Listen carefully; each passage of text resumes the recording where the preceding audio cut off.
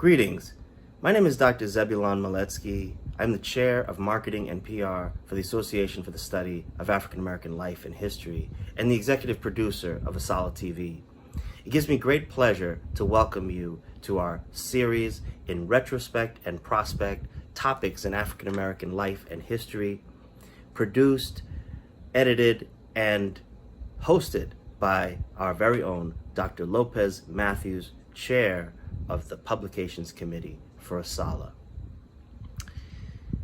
Dr. Lopez writes, in remembering Dr. Carter G. Woodson, Mary McLeod Bethune wrote the article, The Negro in Retrospect and Prospect.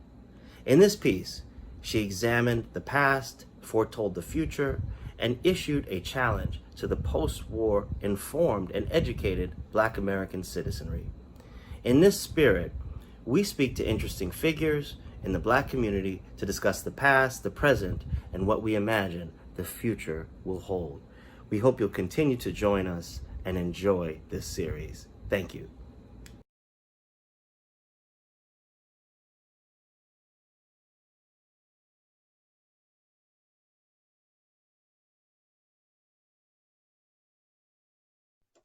Hello, everyone. I am Dr. Lopez Matthews, and I am the Publications Chair for the Association for the Study of African American Life and History. And we're here having a conversation with Dr. Jo Von McCalester, Professor of Political Science at Howard University.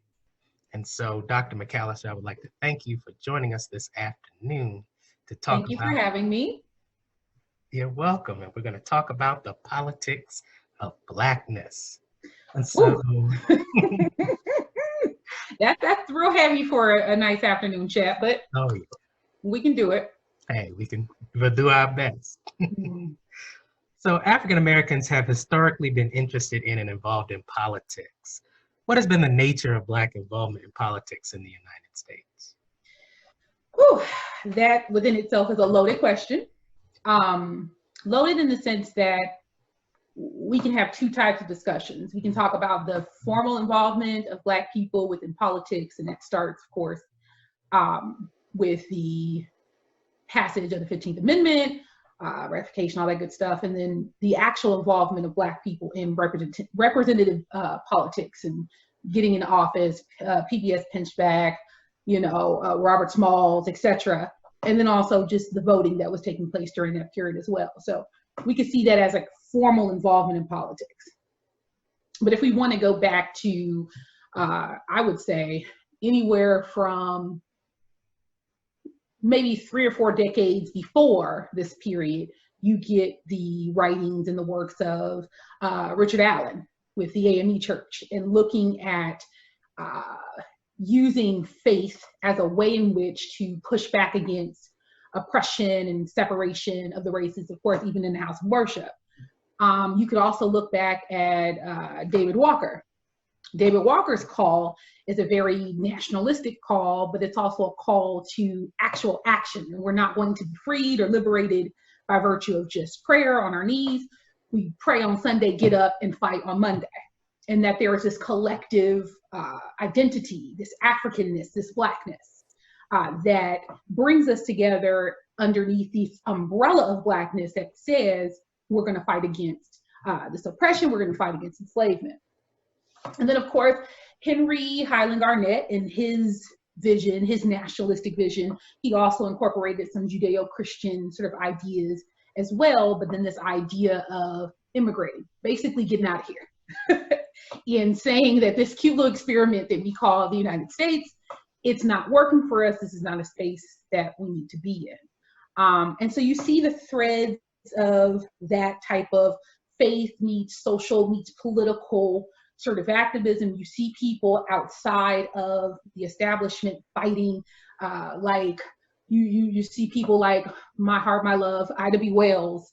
You see people like Maria Stewart. You see all of these different individuals where they stand calling Black people to action against the various injustices that they were facing, and calling for political activism, calling for changes in laws, calling for changes in, everyday ordinances and policies and treatments and things. And so we have had a history of both informal and formal involvement within the political space through this Black tradition protest tradition, that can't be denied, and that is, for the most part, has been intertwined with our pride as Black people, but also the varying faiths that we carry with us. Traditional African faith, of course, Judeo-Christian faith, and even that of Islam. You know, and that's something that has always interested me. It's one of the things that came to mind as I think about last year as we celebrated 1619. Ooh, yeah. A pivotal point in African American history, in that entire period from 1619 to 2019 has been sort of a period of Black perseverance. I thought that was such a great moniker for the for that anniversary, because it has been perseverance and struggle and fight in politics and every arena. Blacks have continued to struggle. Let me actually amend what I said. Of course, there's, I mean, not to get too deep. I mean, if you, depending on how you read her, you can look back at Phyllis Wheatley and you can say that a lot of what she was writing was very resistant. One particular piece, she puts herself within the square at Harvard as a Black woman, inserting herself into that space and stuff. But you can go back and go to 1619 and say, and what I've said to my students and continue to say, my existence is resistance. The fact that we existed in spite of, Lord God, the heinous conditions that were experienced by our ancestors during Middle Passage, during the seasoning that took place in the Caribbean, we can go down the list. And so the fact that we were able to exist, and then we were persistent in the fact that we weren't going to be pressed down and pressed out, and acted in various ways that were forms of resistance within themselves. So it didn't have to be in a formal way, right? And it didn't have to be even in its informalness, everyday acts of resistance were political in nature. And so you're definitely right to take it all the way back to 1619 and hell, beyond that. Okay. Now, one of the things that, as you know, we're dealing with our national crises, many national crises. Yes, like which one? Exactly. How would you say past national events and emergencies have affected Black political activism? Whew. I mean, there's too many, of course, to discuss, but I think in terms of movements, right? In terms of Black movements, in that most of our movements, all of our movements, have occurred in what we call sort of a continuum, right? And that the events aren't isolated, right? So you don't say, the Red Summer, and then you don't say, Civil Rights Movement, or just the death of Medgar Evers, or you don't call them to be just isolated events. They happen on this sort of continuum, and that they add to this sort of building of pain, anger, animosity, frustration, all of these things. And while these things are occurring, we're hoping that there's a level of cognitive liberation that's talked about in Alden Morris's work, The Origins of the Civil Rights Movement, and that this cognitive liberation that happens, coupled with what's happening in society and the various events and the lynchings and the killings and the deaths and things, when those things emerge, you have that rebellion, you have that revolt, right? You have that response. And so within the last couple of years or so, you think back to Ferguson, right?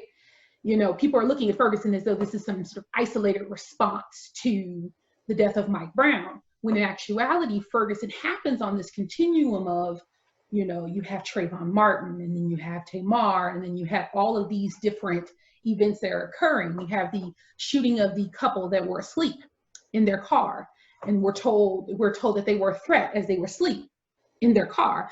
You have all of these things that are happening on this continuum that are sort of adding up. And so Ferguson becomes this moment where that cognitive liberation, knowing that you can't simply continue the way that you've been continuing, and the emotion and the events sort of intersect, and then you have this reaction. And the reaction, of course, they would like to call it riots. They'd like to call it spontaneous, no reason, no connection, and it's just not true. And so as we're moving forward, again, discussing some of the things that have happened within the last couple of days, like within the last, month or so, in regards to, the young lady that was killed in her home while sleeping, the gentleman in Minnesota who's killed due to excessive and lethal force being used, all caught on video.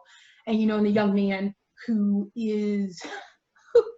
had whiteness weaponized against him in such a way that you literally could watch, if you dissect it, you can watch the moment where she makes a conscious decision to use her whiteness and to use his status as an African-American male, and you can hear her voice change. She says it initially very calmly, and then when they're not responding the way that she wants for them to respond, she shifts the tone of her voice, she adds all of this emotion, she adds all this drama, and is very specific about calling him an African-American. So you know that in that moment that she's understanding how race works, she's understanding how her words coming from her as a white woman works, and that she's using that to weaponize it against this young man. The fact that it was caught on video is, I'm thankful, one, he's alive, and I'm thankful that it's on video, because this could be a serious case study in watching the nuanced nature of how whiteness is being weaponized there. But coupling all of those events, coupling the fact that African Americans, people of African descent, are being hit, the hardest, the only groups that are being hit harder by COVID-19 are those in the Pacific Islander groups and Native Americans as well. Coupled with all of those things, coupled with current, race tension, I anticipate that there will be, as much as we can from quarantine, there will be that reaction where these events keep coming in, and on that continuum, there just is a blip that kind of pushes us to action. And Twitter becomes the space where we've seen the most action. She no longer has a job. She has been fired. Her dog has been taken from her. And so that type of activism it's working. So I'm going to skip my next question, but I'm going to move on to, how do you think social media has changed the face of black activism? Because that's a great lead-in, because like you said, Twitter has been sort of the catalyst for activism for so long, and we've had people become activists just on Twitter. Like, you never see them actually in person, but you read about them in Twitter, you see their tweets go viral, they lead whole movements, raise all kinds of money, and the activism is just all centered around Twitter. And so how has social media really changed the face of Black activism? It's hard. For someone who studies models, specifically models looking at a lot of the civil rights, Black Power movement era movements, one of the elements that made the civil rights movement success, in terms of we'll just leave it there, because of course there's debates about the success of the civil rights movement, but one thing that made it successful is this network of communication. And that network of communication was tied very, very closely to the institution of the Black church, in that those networks and systems were always there. So you could bring a message in, right? And so if it needed to be disseminated to the Black community, the church already had networks and ways in which to communicate with the people within the community, even those who weren't attending that particular church, right? And so part of their success was the ability to educate very quickly, notify very quickly, get information out quickly. Social media acts as that network of communication. I think a lot of times we mistake the network of communication for the actual movement. It is a part of the movement. It isn't the movement in totality. This can be problematic because you have a lot of millennials, Generation Zers, and then maybe even some Xers or whatever, but a lot of people not understanding that simply talking about what's happening, right? Or tagging a company, although it can be effective, that's not the totality of said movement. There are aspects of making a movement successful that we're missing, which is why you have an event occur, you get the information out there, the videos start circulating, hot takes start circulating, you start tagging different organizations, you get her dog taken from her, she loses her job. But does it change the mechanism that makes it possible for a white woman to weaponize her race and call the police and possibly have a Black man killed. The root cause is not changed. Amy so-and-so, whatever her name is, Amy Cooper, Ann Cooper. Yeah, Amy Cooper. Whatever her name is, child. She's fired, right? Which is great, but the system that supports that type of behavior has not been changed. Exactly. Movements don't seek to change just the people. They want to change the structural inequalities that are leading to being kicked off of the bus or being put in the back of the bus. It doesn't matter. It doesn't matter. Let me not say that. It is a moral victory. It is a spiritual victory in some sense to see that this behavior is addressed. But the problem that we should have is very similar to how people look at racism. If I don't say any slurs, if I don't wear any hoods, I'm not racist, right? Or if I call somebody an N-word, oh no, I didn't mean it. It was a slip of the tongue. I was angry, whatever. It's broken down to something that is, they can very readily remedy it without dealing with the actual structural things that make that behavior possible. And so what I sincerely believe that we have to, one, we don't have to do movements and engage in activism like the Civil Rights era or like the Black Power era or all of these other movements that we've had. We don't have to do it like that, but it's necessary that we study them because there were things that they were able to do that we can't seem to get right because we're so convinced that we know they were wrong, they didn't get it right, we don't need no leaders, we all can do it, we don't need one person. Okay, but leadership has to be established and there has to be protocol. We just gonna do this, everybody's just gonna chip in, and then it falls apart.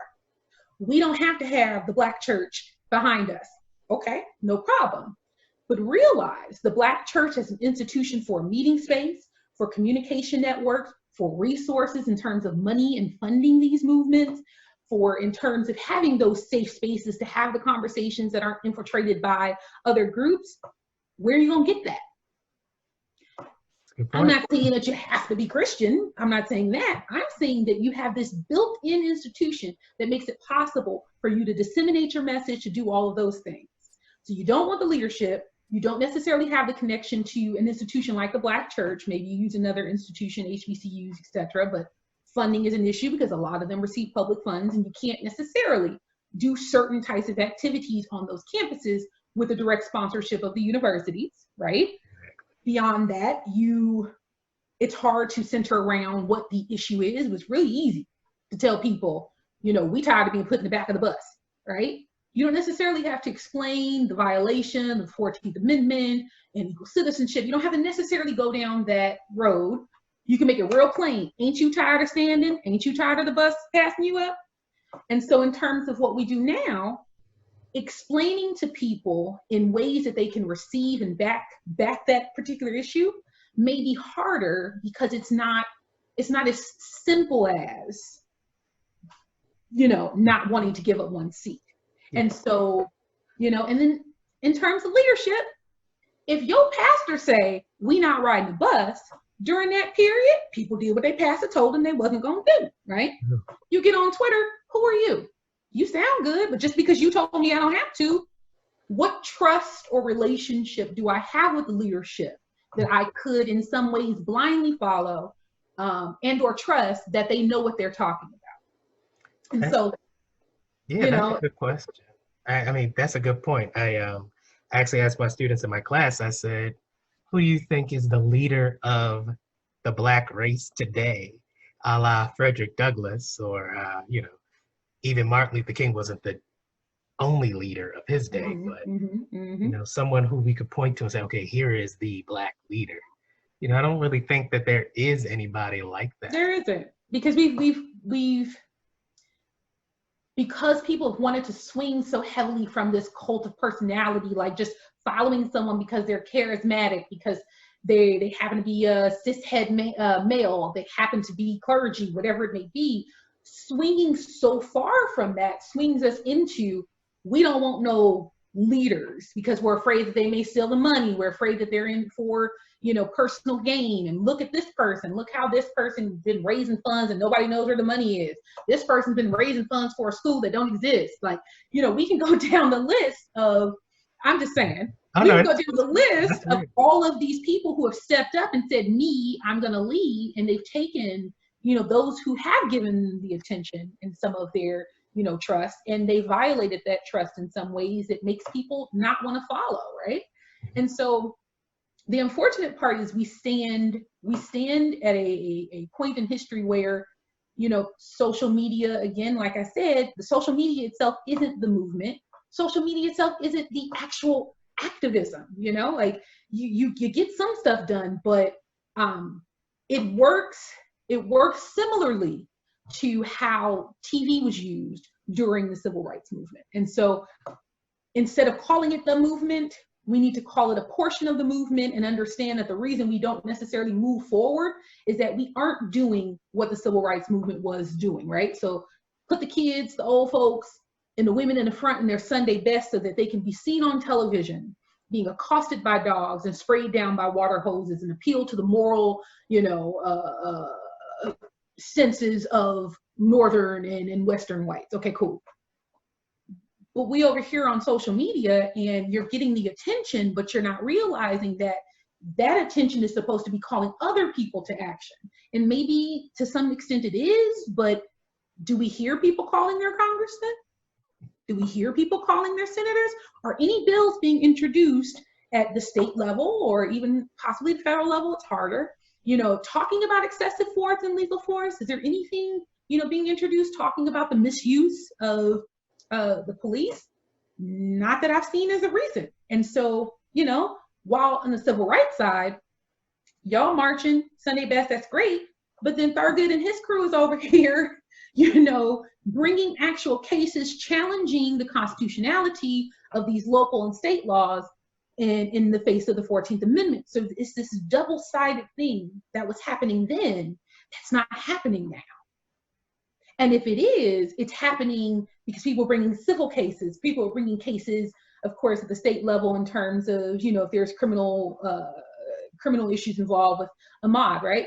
And so those things are happening somewhat at the state level, but in order to change stuff at a national level, it needs to be happening on multiple fronts, which is what you see with the Brown v. Board, and it needs to be happening in both the legal sense and it needs to be happening in the informal social political space outside of Twitter, in addition to Twitter. So that'll bring me to another question. How do you see Black activism and politics changing in light of our current global crisis? But I guess I will say in terms of like our response to COVID-19 and its sort of devastating effect that it's having on the Black community, even though you see these images of people in Atlanta and people in Houston going to the club and hanging in the streets, and even in DC having a big block party, and it's like, but this is, your people are being disproportionately affected by this, and yet you don't seem to care. What is, how are we gonna move forward? This is a heavy question. It's hard because it's not just a Black thing, right? Oh no, we are concerned with Blackness in regards to this issue, so we're clear there. That's us. But I think some of the root of it comes from this shift away from truth. And I use that term loosely. The shift away from fact, the shift away from science. And that's a societal shift. That's an American sort of, the gaze turning from the experts aren't the experts just because they say they're the experts, that's not fact just because you say it's fact. I feel like, and if I feel like it, my feelings are just as valid as your facts. I say to my students all the time, I'm not a therapist. I don't care about how you feel. I'm a political scientist. That's what I do, right? I'm concerned with empirical data. I'm concerned with empirical evidence. Society is not. Society doesn't care. And so because of elitism, because of the separation between those who are quote unquote educated and those who may not have access to the same sorts of education, I say we, because we're part of it, we've kind of set things up to where those who have felt outside for a number of years now are realizing their power to reject this authority that the quote unquote educated or the quote unquote experts have been able to use and hang over the heads of these people. And so now we're competing with the CDC said, my cousin them said, and people leaning towards my cousin them said. It's terrifying, to say the least. And so how does this affect Black people? We have had a history of not trusting the quote unquote experts, especially when it comes to the medical community, because of implicit bias, because of how we've been treated in terms of disparities in healthcare, access to healthcare. When we do access healthcare, what has happened to us? Because what you will hear immediately, Facebook all over, Tuskegee, Tuskegee, I ain't doing that, Tuskegee, right? Oh, yeah. May not necessarily know everything that happened at Tuskegee.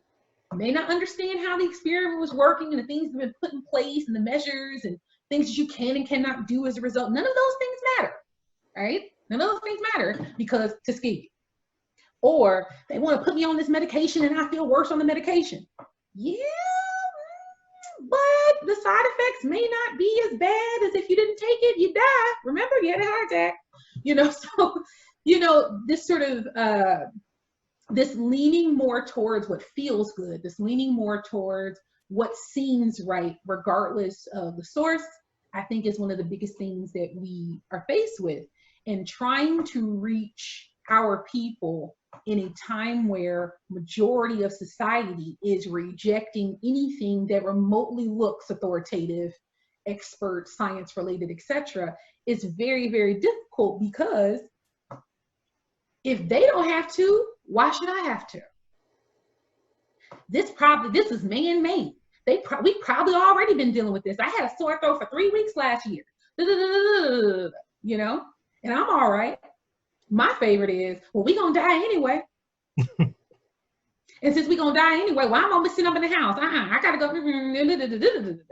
Which, acknowledging that it comes from a real place, acknowledging it comes from a real experience with society, and it comes from our reaction to our marginalization in society, it makes it even harder. The prayer is that people will become more open to hearing about all of the individuals, Black individuals specifically, that have died. Like, I know several, people very close who I have 3 friends that have lost parents. I have, a number of people that have died, and that I knew it was serious before these people, of course, died. But the hope is that as we share these things through our social networks, it becomes a little bit more real. There's been a number of pastors that have died. We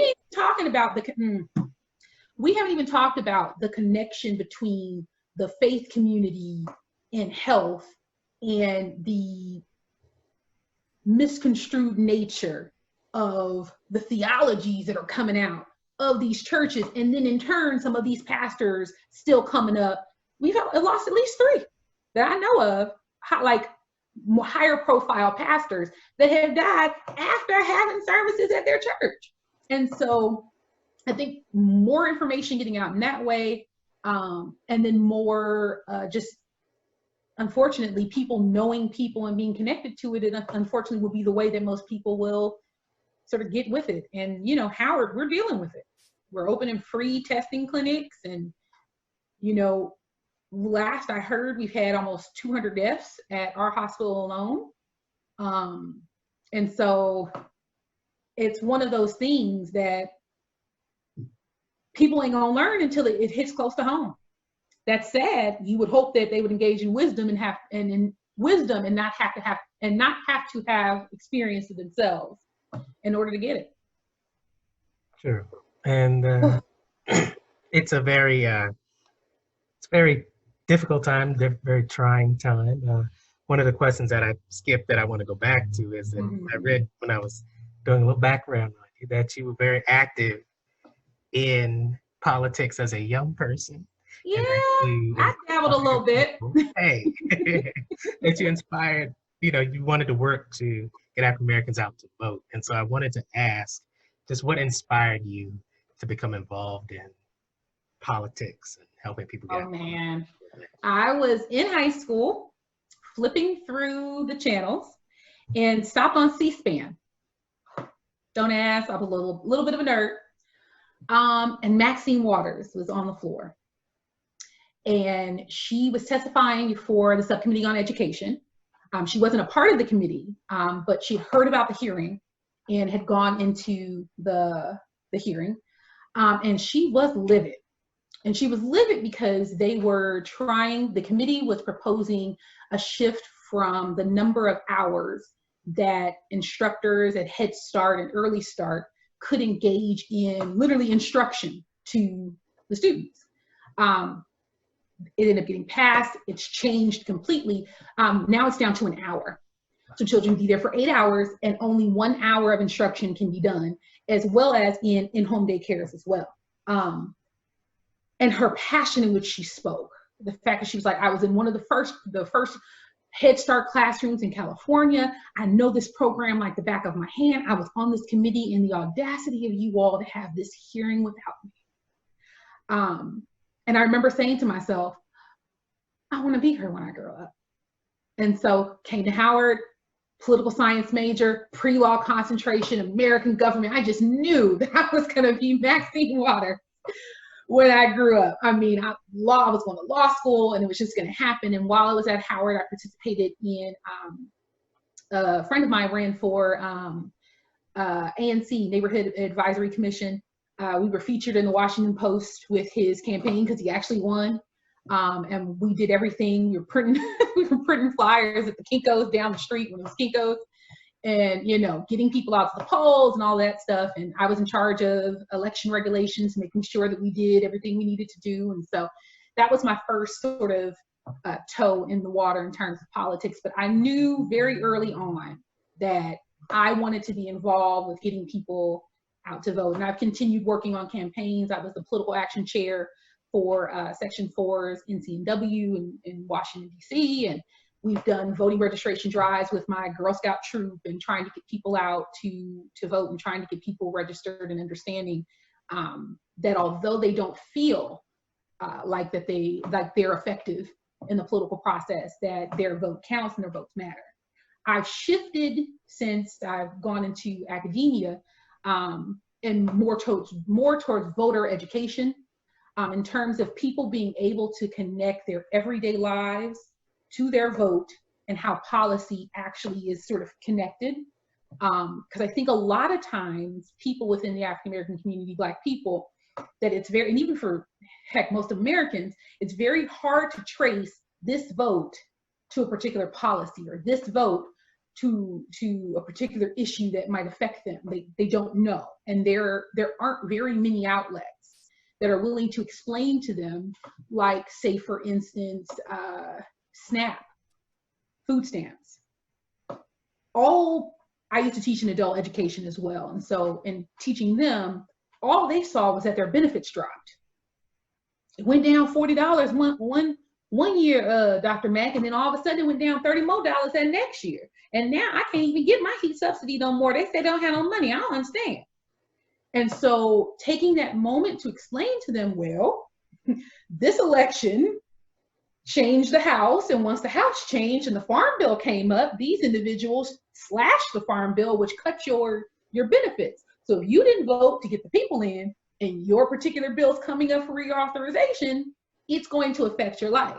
And so breaking those things down so that we don't sit here and think, oh, it doesn't really matter, my vote doesn't matter, and then you look up and DACA's gone. My vote doesn't matter, and you look up and loan forgiveness programs are gone. And you can't necessarily connect it. And so for me, that shift to making sure that these very large bills, large concepts are literally broken down to, this is why you can't get your heat subsidy and this is what we need to do, has become sort of the space in which I operate. Well, I think that is fantastic. And I just want to thank you so much for having. I mean, well, what's the use of knowing all this stuff if you can't liberate your people? I don't care if what's the use of having $20 words that I can't spend on my people? Like, it doesn't make any sense. And you know what? That is something that people always need to remember. Your education and everything that you do needs to be in service of something. and not just yourself. Yeah, no, like we supposed to be, and this is just me, we're supposed to be setting the captives free, whether it be through mass incarceration, literally setting them free, or whether it be cognitive liberation, where you give the people the information that they need in order for them to be empowered and for them to make those everyday choices that can change their lives. Because I can't vote but one time, right? But I can do more to make sure that my people understand, yeah, we are subjects to this system, but we have way more power in the system than we think. And I think there's a drop the mic moment, right? Pull up my Obama gift. I'll take it. And so thank you so much for speaking with me. And It's my pleasure. I really enjoyed it. Thank you for having me. no problem. I really appreciate your words of wisdom. Thanks again for watching. We hope you enjoyed this broadcast. We'd like to remind you to subscribe to Asala TV, and you can also hit that notification bell to remind you of future broadcasts and episodes. We'd also like to ask you to consider making a donation to the Association for the Study of African American Life and History. If this information touched you, or if you learned something today, please consider making a donation, no matter how big or small. You may make a donation by hitting the donate button in the description on the YouTube page for Asala TV. We thank you for your support, and we look forward to seeing you in a future broadcast.